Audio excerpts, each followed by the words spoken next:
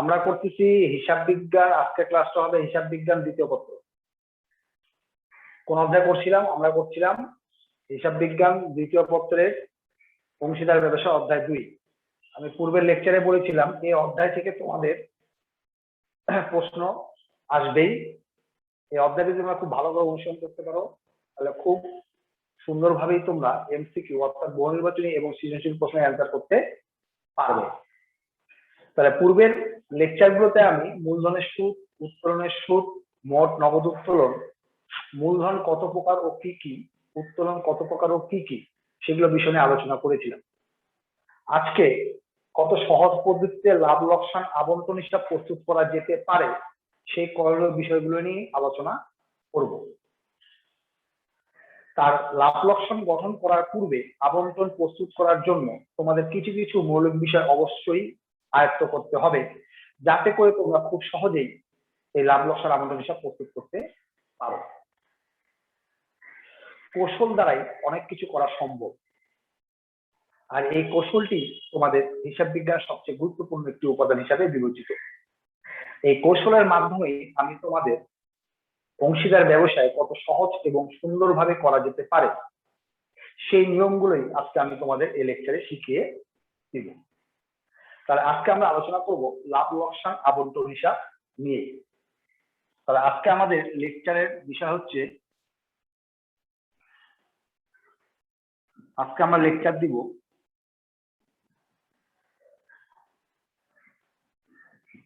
লাভ লোকসান আবন্টন হিসাব।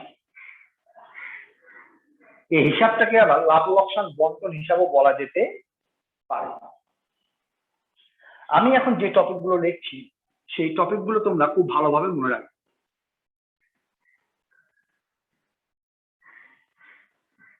মূলধন,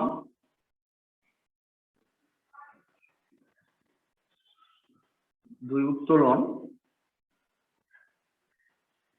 3 ঋণ।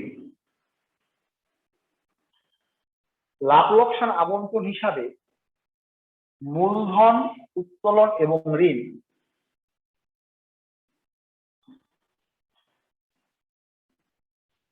আমি লিখছি এখানে উদ্বৃত্ত, অর্থাৎ সহজভাবে বলতে গেলে লাভ লোকসান আবন্টন হিসাবে মূলধন, উত্তোলন এবং ঋণ এর মোট টাকা তোমরা কখনোই হিসাবভুক্ত করতে পারবে না। এই বিষয়টি সুস্পষ্ট মাথার মধ্যে রাখবে। তাহলে আমরা কি জানলাম? লাভ লোকসান আবন্টন হিসাবে কোন প্রকার মূলধনের মোট টাকা বসাতে পারবো না, নগদ উত্তোলনের টাকা বসাতে পারবো না এবং ঋণের মোট টাকা আমরা কখনোই বসাতে পারবো না। তাহলে এখানে এদের কোন দফাগুলো আমরা বসাতে পারবো? একটি বিষয় তোমরা মনে রাখবা, শুধুমাত্র এই দফাগুলো আমরা সুদ বসাতে পারবো। এই দফাগুলো আমরা শুধুমাত্র সুদ বসাতে পারবো, আর কিছুই বসাতে পারবো না। বিষয়টি সম্পূর্ণ পরিষ্কার হয়েছে আশা করি এবং সম্পূর্ণ সঠিকভাবে বুঝতে পেরেছো। তাহলে কত সহজভাবে দেখো তোমরা জিনিসটা উপলব্ধি করতে পারছো যে আমরা লাভ লোকসান আবন্টনে মূলধনের টাকা বসাতে পারবো না, নগদ উত্তোলনের টাকা বসাতে পারবো না, পক্ষান্তরে আমরা ঋণের টাকা বসাতে পারবো না। কোন টাকাগুলো বসাতে পারবো না? মোট টাকাগুলো বসাতে পারবো না। এখন আসো, আমি কি বলেছিলাম? মূলধন কয় প্রকার? মূলধন হচ্ছে আমাদের 2 প্রকার, একটি হচ্ছে প্রারম্ভিক মূলধন আর একটা হচ্ছে অতিরিক্ত মূলধন। উত্তোলন কত প্রকার? উত্তোলন হচ্ছে আমাদের 2 প্রকার, একটি হচ্ছে নগদ উত্তোলন আর একটি হচ্ছে পণ্য উত্তোলন। এই লাভ লোকসান আবন্টন হিসাবে 500 হচ্ছে 2টি, একটি হচ্ছে ডেবিট 500 আর একটি হচ্ছে ক্রেডিট 500। এখন এই লাভ লোকসান আবন্টন করার জন্য তোমার কি লাগবে, অর্থাৎ তোমাদের কোন হিসাবগুলো লাগবে? আমরা জানি চুক্তি অংশীদার কারবারের মূল ভিত্তি।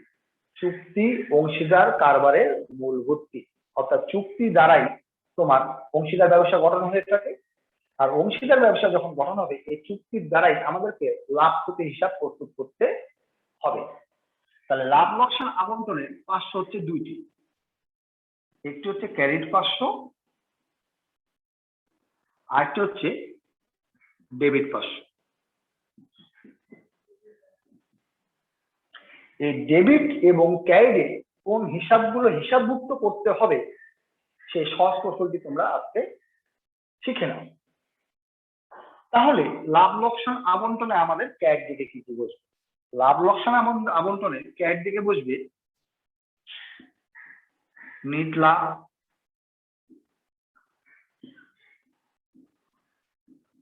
উত্তোলনের সুদ,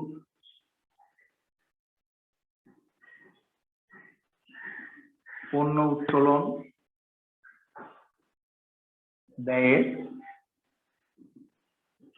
ওকে। আর ডেবিট দিকে কোন এন্ট্রি গুলো বসবে? ডেবিট দিকে বসবে মূলধনের সুদ, বেতন, ঋণের সুদ, কমিশন, ব্যয়ের বকেয়া। এই এন্ট্রি গুলো খুব ভালোভাবে মনে রাখবে, আর যদি তোমরা মনে রাখতে পারো তাহলে খুব সহজেই তোমরা এখান থেকে নাম্বার প্রাপ্ত হতে পারবে। তাহলে আমরা কি জানলাম? ক্যারিড দিকে বসবে নিট লাভ, উত্তোলনের সুদ, পণ্য উত্তোলন এবং ব্যয়ের বকেয়া অগ্রিম। ডেবিট দিকে বসবে মূলধনের সুদ, বেতন, ঋণের সুদ, কমিশন এবং ব্যয়ের বকেয়া। এখন আরো জিনিসটি সহজ করে দিই যে পরীক্ষায় তোমাদের প্রশ্নগুলো থেকে সবগুলো অর্থাৎ এইগুলো এন্ট্রির মধ্যে সবচেয়ে বেশি কোন এন্ট্রিগুলো অর্থাৎ কোন হিসাবগুলো তোমাদের এসে থাকে বা কোন চুক্তিগুলো তোমাদের এসে থাকে আমি সেগুলোকে কোড করে দিচ্ছি। যেমন সবচেয়ে কমন উত্তোলনের সুদ, পণ্য উত্তোলন, এর মধ্যে মূলধনের সুদ, বেতন, ঋণের সুদ, এগুলো হচ্ছে তোমাদের সবচেয়ে কমন এন্ট্রি। অর্থাৎ 3-5টা, অর্থাৎ ডেবিট দিকে 3টা আর ক্রেডিট দিকে তোমাদের 2টি হিসাব তোমাদেরকে হিসাবভুক্ত করতে হবে। দেখবে তোমরা কত সহজে জিনিসগুলো করতে পারছো।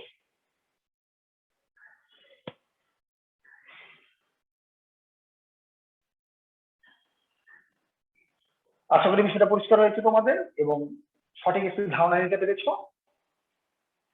এখন লাভ লোকসান আবন্টন হিসেবে যখন করতে যাবে, যেমন আমি একটি সহজ কৌশল অবলম্বন করি সবসময়, যে এত হিসাব একটি মানুষের পক্ষে কখনোই মনে রাখা সম্ভব নয়, আবার মনে রাখাও সম্ভব যদি কৌশলটি তুমি সঠিকভাবে অবলম্বন করতে পারো। আমি একদিকে বললাম সম্ভব নয়, আরেকদিকে বললাম সম্ভব। এটা সম্ভব কিভাবে? দেখো, প্রত্যেকটি হিসাবে 2টি প্রতিক্রিয়া রয়েছে, একটি হচ্ছে ডেবিট প্রতিক্রিয়া, একটি হচ্ছে ক্রেডিট প্রতিক্রিয়া। তোমরা হিসাব বিজ্ঞানের প্রত্যেকটি অধ্যায়ে দেখবে ডেবিট এবং ক্রেডিট রয়েছে, অর্থাৎ যে কোনো একটি পার্শ্ব তোমরা খুব ভালোভাবে মনে রাখার চেষ্টা করবে। এই কারণেই বলছি তোমরা যদি যে কোনো একটি পার্শ্ব খুব ভালোভাবে মনে রাখতে পারবে।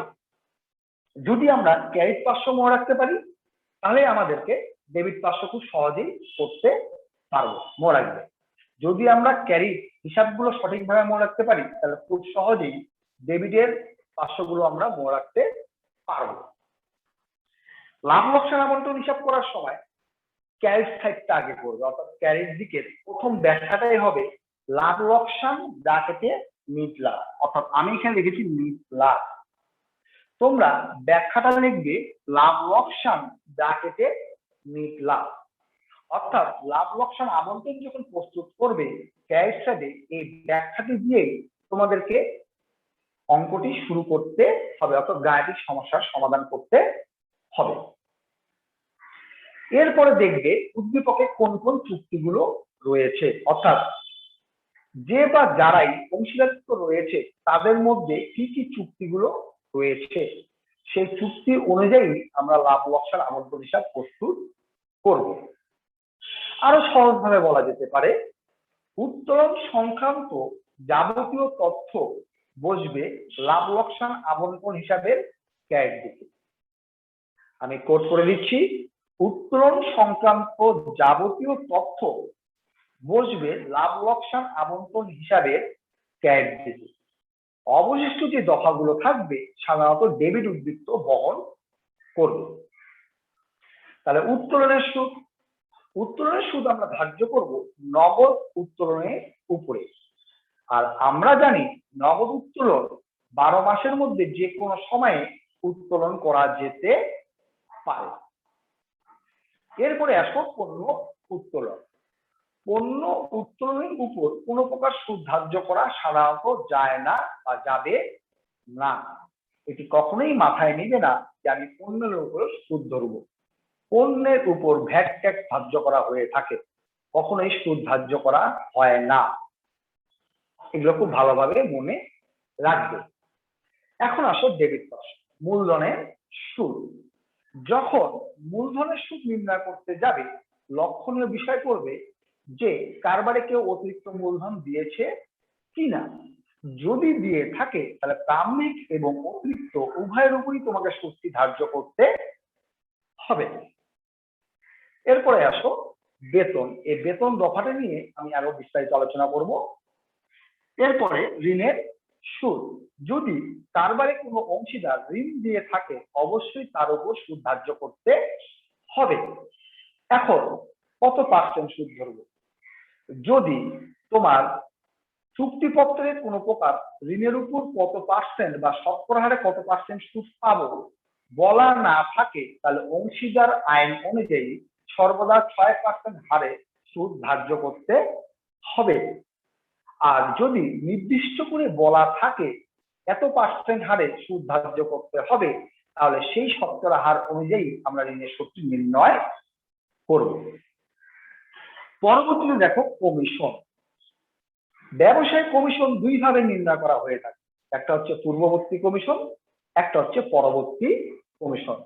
তাহলে কমিশনের অংশ হচ্ছে দুইটি, একটি হচ্ছে পূর্ববর্তী, একটা হচ্ছে পরবর্তী। পূর্ববর্তী কমিশন এবং পরবর্তী কমিশন নিয়েও তোমাদের মধ্যে অনেক ঝুট ঝামেলা রয়েছে।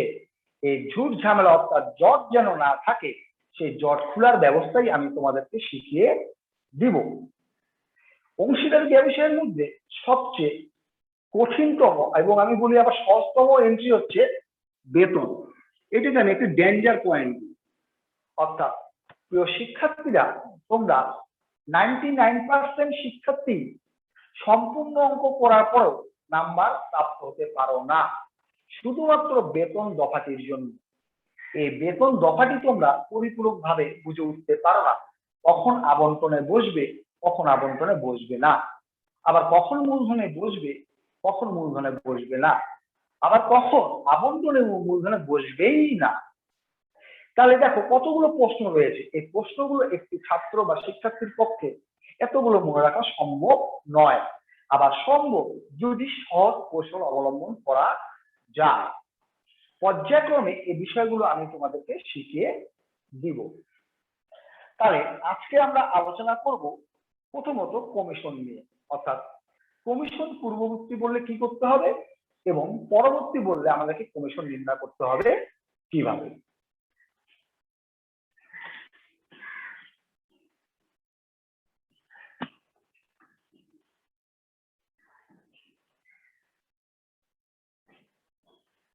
কমিশন, এই কমিশনটা কি? কমিশন হচ্ছে আংশিক কিছু টাকা পাওয়া, লাভের থেকে আংশিক কিছু পাওয়া। অর্থাৎ অংশীদারি ব্যবসায়ের মধ্যে অতিরিক্ত কাজ করার বিনিময়ে কিছু লাভের অংশ যেটা পাবে, অতিরিক্ত যেটা লাভের অংশ পাবে সেটাকে বলবো আমরা হচ্ছে কমিশন। এই কমিশনটাই তোমরা পারতপক্ষে অনেকেই জানো এবং আমরা ব্যবহার করে থাকি। তাহলে কমিশনের সাইড হচ্ছে দুইটি, একটি হচ্ছে পূর্ববর্তী, আরেকটা হচ্ছে পরবর্তী। তাহলে কমিশনের অংশ কয়টি? পূর্ববর্তী কমিশন, পরবর্তী কমিশন। এই পূর্ববর্তী কমিশন এবং পরবর্তী কমিশন কিভাবে নির্ণয় করা যেতে পারে। এখন আমরা দুটি সূত্র প্রয়োগ করব, খুব ভালোভাবে লক্ষ্য রাখার চেষ্টা করবে এবং বোঝার চেষ্টা করবে। যদি বুঝে উঠতে না পারো তাহলে অবশ্যই ইনবক্সে মেসেজ করে জানাবে যে এই জায়গাটি আমরা বুঝতে পারলাম না। যতক্ষণ পর্যন্ত প্রশ্নের সৃষ্টি না হবে ততক্ষণ পর্যন্ত উত্তরের সৃষ্টি করা যাবে না। এই জন্য তোমাদেরকে বলি সবসময় প্রশ্ন করার চেষ্টা করবে, প্রশ্নতেই অনেক উত্তরের নির্ণয় করা সহজ হয়ে যায়।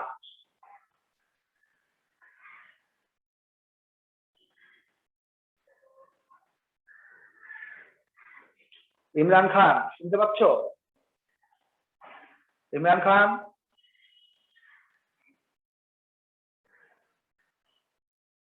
স্বাধীন চন্দ্র রায় শুনতে পাচ্ছ? হ্যালো, স্বাধীন চন্দ্র রায় শুনতে পাচ্ছ? জি স্যার, শুনতে পাচ্ছি স্যার। পূর্ববর্তী শুনতে পাচ্ছ? লেখাগুলো কি স্পষ্ট বোঝা যাচ্ছে? শুনতে পাচ্ছি স্যার, দেখা যাচ্ছে। ওকে, আচ্ছা আমি কি লিখেছি বলো তো? হোয়াইট বোর্ডে কি লিখেছি স্যার? কমিশন, পরবর্তী পরবর্তী পরবর্তী। একটু ভালো করে দেখো, লক্ষ্য করো। স্যার এখানে লেখা আছে পূর্ববর্তী। কমিশন, তারপর হচ্ছে পূর্ববর্তী, তারপর হচ্ছে পরবর্তী। হ্যাঁ, কমিশন তাহলে কয় ভাবে নির্ণয় করা যেতে পারে? দুভাবে নির্ণয় করা যেতে পারে। একটি হচ্ছে পূর্ববর্তী কমিশন আর একটা হচ্ছে পরবর্তী কমিশন। বিষয়টি বুঝতে পেরেছো? স্যার বুঝতে পেরেছি কি? আচ্ছা, তাহলে পূর্ববর্তী কমিশন যখন আমরা বাইর করবো তখন সূত্রটা কি হবে? নিট লাভ গুণ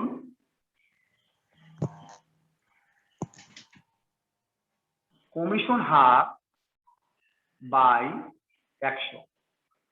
আর পরবর্তী যখন বাইর করব নিট লাভ গুণ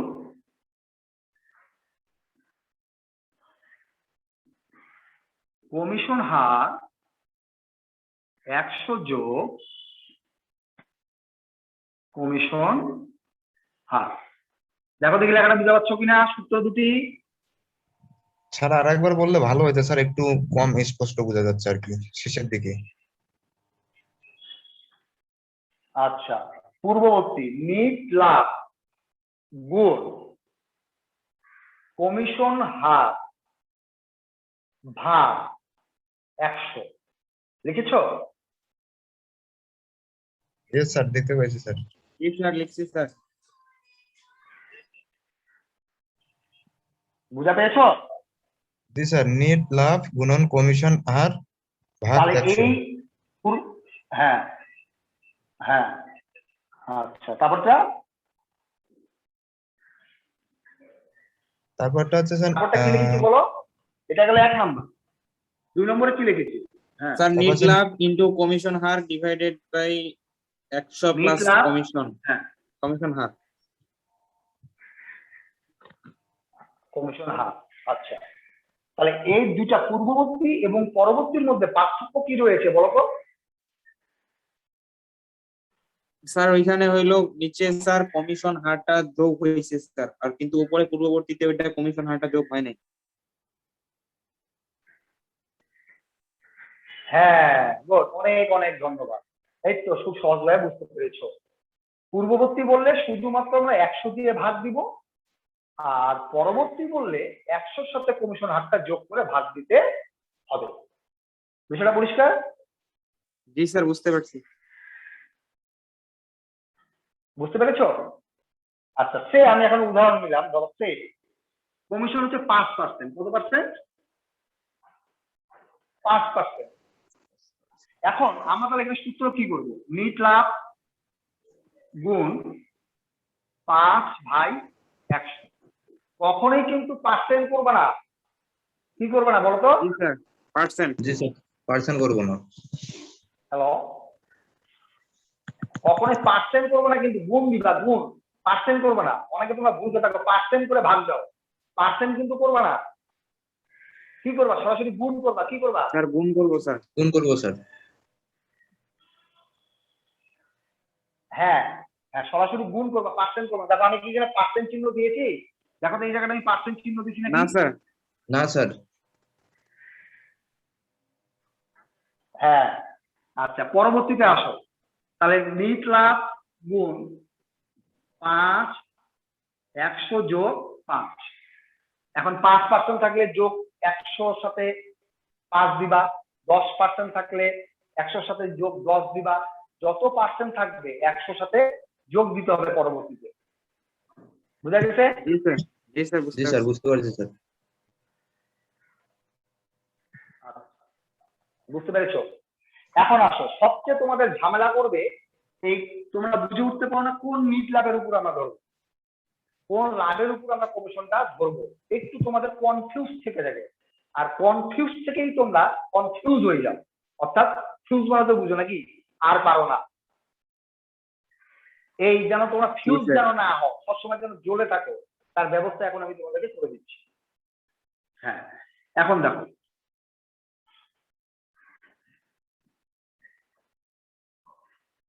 যখন বলবে পরবর্তী লাভের উপর, কিসের উপরে? পরবর্তী লাভের উপর।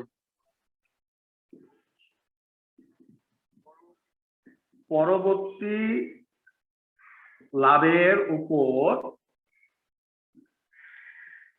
কমিশন এত পার্সেন্ট পাবে। খুব সহজ ভাবে মনে রাখবে, পরবর্তী বললেই এখানে নিট মুনাফা বলুক, নিট লাভ বলুক, নিট আয় বলুক, এগুলোর কোনো প্রভাব পড়বে না। নিট লাভও বলতে পারে, পরবর্তী নিট লাভের উপর, এভাবে বলতে পারে পরবর্তী নিট লাভের উপর কমিশন এত পার্সেন্ট পাবে। তাহলে এই নিট লাভটাতে যাই তোমাদের সমস্যা হয়ে যাবে। দেখবা অনেক সময় কোশ্চেনে লেখা থাকে নিট লাভ এত টাকা, তোমরা তখনকার মনে করো কি, যেহেতু বলছে নিট লাভ, তাহলে কোশ্চেনের মধ্যে তো নিট লাভ দেওয়া আছে, এটার উপরেই আমাদেরকে সত্য হাতটা বের করতে হবে। কখনোই না, সহজ বুদ্ধি মনে রাখবা, যখন পরবর্তী লেখা থাকবে, কি লেখা থাকবে? পরবর্তী। পরবর্তী লেখা থাকলে বন্টনযোগ্য মুনাফার উপর বাইর করবে। পরবর্তী লেখা থাকলে বন্টনযোগ্য মুনাফা বলা থাকবে, কি লেখা থাকে থাক।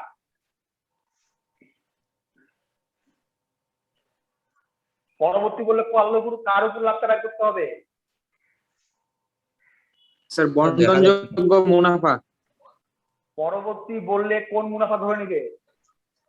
হ্যাঁ, কি লেখা থাকে থাক, কোনো কিছু দেখার দরকার নেই, তোমাকে বন্টনযোগ্য লাভের উপরেই মুনাফাটা নির্ণয় করতে হবে। এটাই হচ্ছে একটা সহজ কৌশল। আর যদি পরবর্তী লেখা না থাকে, তাহলে কোশ্চেনে যে নিট লাভটা দেওয়া থাকবে তার উপরেই তুমি কমিশনটা নির্ণয় করবে। কথা দুটা কি স্পষ্ট বুঝা পেয়েছো? স্যার একটু যদি আবার বলতেন স্যার। হ্যাঁ অবশ্যই, একবার কেন 100 বার বলবো, তোমাদের বুঝে উঠতে পারলে তো আমার সাথে কথা। যদি পরবর্তী বলে, কি বলে? পরবর্তী। পরবর্তী। তাহলে বন্টনযোগ্য মুনাফার উপর লাভ ধরতে হবে, তোমাকে কমিশনটা ধরতে হবে। কিসের উপরে? বন্টনযোগ্য বন্টনযোগ্য মুনাফার মুনাফা। উপরে। কি বলতেছে কোশ্চেনে বলুক তোমরা। হ্যাঁ, বন্টনযোগ্য মুনাফা ধরতে হবে। আর যদি পরবর্তী না বলে, একটা বলে আর একটা না বলে, অর্থাৎ যদি পূর্ববর্তী বলে, তাহলে কোশ্চেনের মধ্যে যেটা নিট লাভ দেওয়া থাকবে, অর্থাৎ ব্যবসার যেটা লাভ দেওয়া থাকবে, তার উপর কমিশনটা ব্যয়। বুঝতে পেরেছো? জি স্যার। পূর্ববর্তী বললে প্রশ্নের লাভ দ্বারা নির্ণয় করতে হবে, আমি লিখে দিলাম। পূর্ববর্তী বললে প্রশ্নের মধ্যে যেটা লাভ থাকবে সেটা দ্বারা নির্ণয় করতে হবে, আর পরবর্তী বললে বন্টনযোগ্য মুনাফার দ্বারা নির্ণয় করতে হবে। কারো কারো বুঝতে সমস্যা হচ্ছে না? বলো, আমাকে বলো। প্রশ্ন করো বাবা। জি স্যার, বুঝতে পারছি স্যার।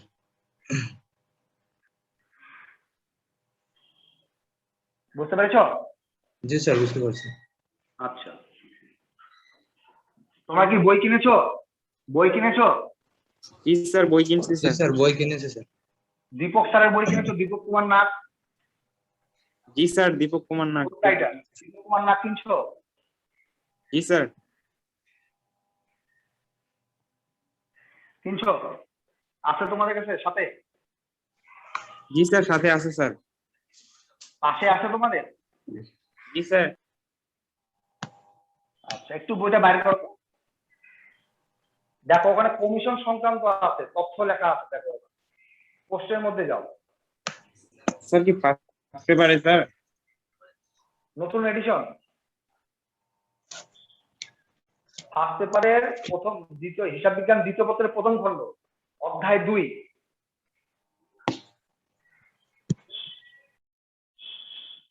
প্রশ্ন নাম্বার 36, পৃষ্ঠা নাম্বার 343। দেখো 343, হিসাব বিজ্ঞান দ্বিতীয় পত্রের প্রথম খণ্ড, পৃষ্ঠা হচ্ছে 343। 343 পৃষ্ঠা 36 নম্বর অঙ্ক।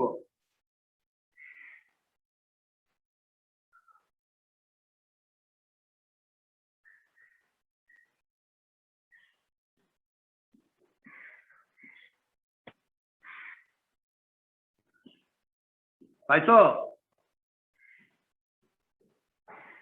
জি স্যার, পাইছি স্যার।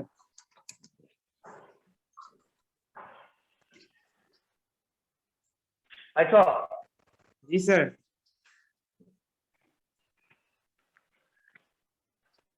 হ্যাঁ, দেখো ওখানে কমিশন লেখা আছে কিভাবে, একটু পড়ো। জি স্যার, এখানে কমিশন সংক্রান্ত স্যার একটা হিসাব দেওয়া আছে স্যার। লেখা আছে দেখো ওখানে, তাপস, হ্যাঁ হ্যাঁ দেখো ওখানে লেখা আছে, ওখানে ওখানে পড়ো, লেখা আছে দেখো, তাপস বাৎসরিক রাজু। 8,000 টাকা বেতন এবং নিজ লাভের উপর 5% কমিশন পাবে, লেখা আছে না? কমিশন হিসাবটা পড়ো, ওখানে লেখা আছে দেখো, তাপস বাৎসরিক 18,000 টাকা বেতন এবং নিজ লাভের উপর 5% কমিশন পাবে, দেখো ওখানে লেখা আছে সুস্পষ্ট ভাবে।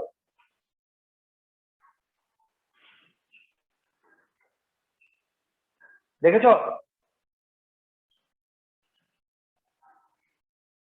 আর কি ওই যে অঙ্কটার মধ্যে স্যার? জি স্যার, হ্যাঁ, 5% কমিশন পাবে স্যার, উদ্দীপকে লেখা পাইছি আছে স্যার। দেখো, তাপস বাৎসরিক এত টাকা, হ্যাঁ কিসের উপর লেখা আছে পড়ো, স্যার নিট লাভের উপর স্যার। নিট লাভের উপর লেখা আছে না? জি স্যার। হ্যাঁ, এখন পড়ো, নিট লাভের উপর কমিশন পাবে, তার এ কমিশন স্বীকৃত কমিশন বেতন ও অংশীদারদের মূলধনের সুদ চার্জ করার পরবর্তী নিট মুনাফার উপর লেখা আছে না? পরবর্তী,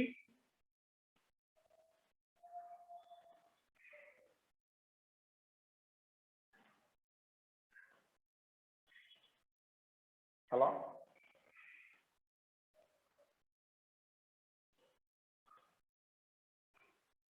দেখো ওখানে লেখা আছে পরবর্তী।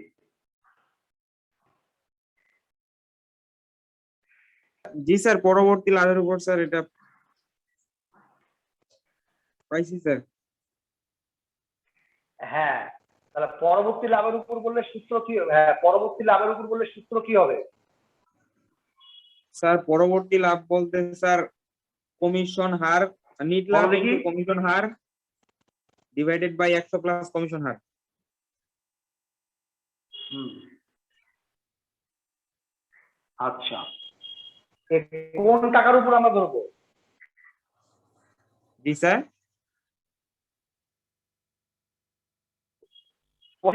হিসাবের উপর, মানে এই যে আমরা কমিশনটা যে নির্ণয় করব, প্রশ্নে দেখো একটা নিট লাভ দেওয়া আছে, জি স্যার। ব্যবসার লাভ 1,60,000 টাকা দেওয়া আছে না? সবার শেষে দেখো, জি আমরা স্যার, কি দেওয়া এই আছে স্যার। টাকার উপরে কি কমিশন দায় করবো? হ্যাঁ, আমরা কি এই নিট লাভের উপর কমিশন দায় করবো?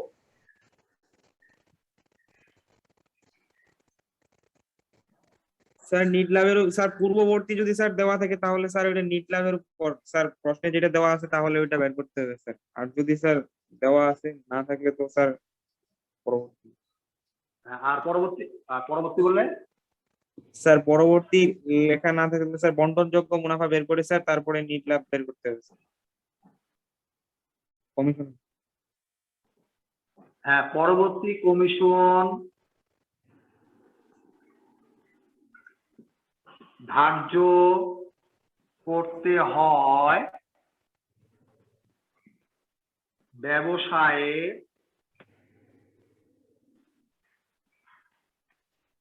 বন্টনযোগ্য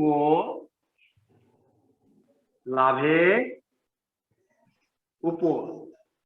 পারলে তোমরা এটা লিখে রাখো অথবা স্ক্রিনশট দিয়ে রাখতে পারো। এই টিকাটা তোমরা লিখে রাখতে পারো।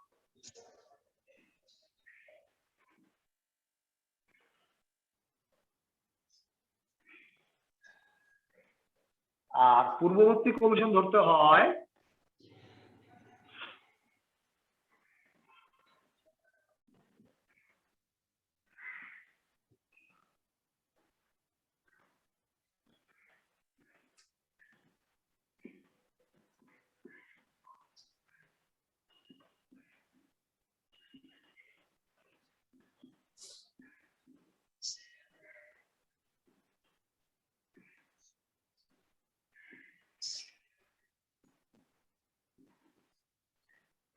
না, আমি তোমাদেরকে আরো বিস্তারিত লিখে দিলাম। এই দুটা টিকা ভালো করে মনে রাখবা।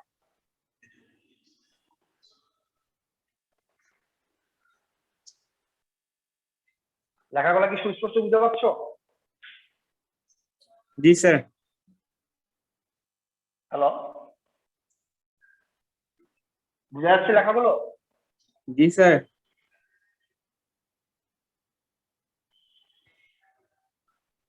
হ্যাঁ, তাহলে এই টিকা দুটা স্ক্রিনশট দিয়ে রাখো, নয় খাতায় জি স্যার, লিখে নোট রাখছি করে স্যার। নাও। তোমাদের আজীবন কাজে লাগবে যতদিন পর্যন্ত হিসাব বিজ্ঞান নিয়ে পড়াশোনা করো। হ্যাঁ, এর পরবর্তীতে যখন আমি ক্লাসগুলো নিব অবশ্যই বইটি সামনে নিয়ে বসবে। আমি কিন্তু তোমাদের বই থেকে অঙ্কগুলো করাবো, সমাধানগুলো করাবো।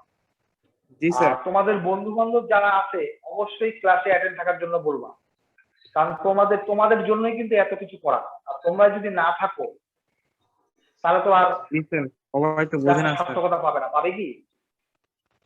না স্যার। আচ্ছা, তাহলে তুমি খেলা দেখতে গেলে, আচ্ছা আমি একটা কথা বলি, খেলার মাঠে যদি দর্শক না থাকে খেলাটা কি প্রাণবন্ত হবে? না স্যার। আমার এই প্রশ্নের উত্তরটা দাও দেখি তুমি। খেলার মাঠে যদি দর্শক না থাকে খেলাটা কি প্রাণবন্ত হবে? অবশ্যই না স্যার। হবে কি হবে না? অবশ্যই হবে না। খেলার মূল অংশ হচ্ছে দর্শক। যত দর্শক হবে খারাপ খেলাও ভালো হয়ে যাবে, এটাই সিস্টেম। জি স্যার, খেলা জমজমাট হয়ে উঠবে এই স্যার। কারণেই কথাটি বলছি, তোমরা যখন ক্লাসে অনেক অংশে, হ্যাঁ, খেলা যতই দুর্বলের খেলা হোক না কেন তখন খেলা জমে উঠবে। এখানে এই কারণেই বলছি, তোমরা যখনই ক্লাসে প্রচুর পরিমাণে শিক্ষার্থী অংশগ্রহণ করবে আরো নতুন নতুন তথ্য তোমরা জানতে পারবে। আমি তোমাদেরকে অনেক নতুন নতুন তথ্য জানিয়ে দিব। হিসাব বিজ্ঞান তোমাদের কাছে পানির মতো হয়ে যাবে, পানির মতো। আমি তোমাদেরকে যে কৌশলগুলো শিখিয়ে দিব সেই কৌশলগুলো যদি মনে রাখতে পারো তোমাদেরকে আর হিসাব বিজ্ঞানের জন্য মাথায় হাত এবং গাড়ে হাত দিয়ে থাকতে হবে না। সবসময়ের মধ্যে হাসি দিবে, হাসি, অর্থাৎ ইজি ভাবে করে দিবা সবকিছু, ইজি, কোনো ব্যাপার না। কিন্তু তোমাদের পার্টিসিপেটের দেখি তোমরা অনিশ্চয়, তোমরা সব দিকেই নেটে থাকতে পারো, কিন্তু পড়ালেখার বিষয়টি যখনই আসে তখনই তোমার নেট থেকে দূরে সরে যাও। এটা খুব আসলে মর্মাহত বিষয়। আমরা এত কষ্ট করছি কি জন্য? তোমাদের জন্যই তো, নাকি? না অন্য কোনো জি পাড়ার স্যার। মানুষের জন্য? বলো তো। স্যার আমাদের জন্যই স্যার। আমরা কষ্ট তোমাদের জন্যই করছি কিন্তু। আর যখন তোমরা এখান থেকে কোনো একটা ভালো ফলাফল পাবে তখন আমাদের কষ্ট কিছুই না, আমাদের সবচেয়ে বড় সার্থকতা আমরা পাবো। তোমাদের কাছে কি এই এতটুকু আশা আমরা করতে পারি না যে তোমরা সবাই অংশগ্রহণ করবে ক্লাসের মধ্যে? মোবাইল এখন তোমাদের অন স্ক্রিনে হোক অর্থাৎ তোমাদের অনলাইনে হোক, যদি তোমাদের কোনো প্রকার সমস্যা থেকে থাকে যে তুমি এই অঙ্কটা বুঝে উঠতে পারছো না, আমার মোবাইল নাম্বার অবশ্যই আমাকে কল করে দাও। আমি তোমাদের সেখানেই তোমাদেরকে সমস্যা সমাধান করে দেবো। এটাও যদি তোমাদের না হয় অবশ্যই আমার সাথে ফেসবুকে মেসেঞ্জারে অ্যাড হয়ে থাকে এবং যত প্রকার প্রশ্নের উত্তর আমি তোমাদের দেওয়ার চেষ্টা করব। এটাও যদি সম্ভব না হয় কলেজের ওয়েবসাইটে তোমাদের কি কি বিষয়ে হিসাব বিজ্ঞানের সমস্যা রয়েছে সেই বিষয়গুলো তুলে ধরবে, সেই বিষয়গুলোর উপরে আমি তোমাদের লেকচার দিব। আমি কি কথা তোমাদেরকে বুঝাতে পেরেছি? স্যার বুঝতে পারছি স্যার। হ্যালো স্যার বুঝতে পারছি স্যার। হ্যাঁ